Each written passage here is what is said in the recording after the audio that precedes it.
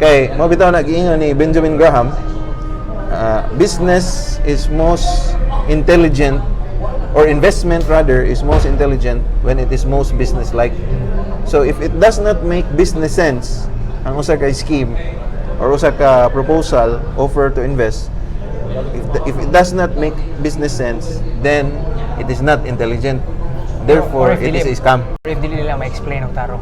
Oh, dili na explain tarong. Oh, para for example, kanina taburon sa ay na lang mo pangutana basta correct, na correct, correct. Basta na IPO. Muna precisely mo na words ni kana Joel Apolinario nganingon siya nga ay na lang mininyog pangutan, relax na lang mo basta makadawat mo sa inyong blessings.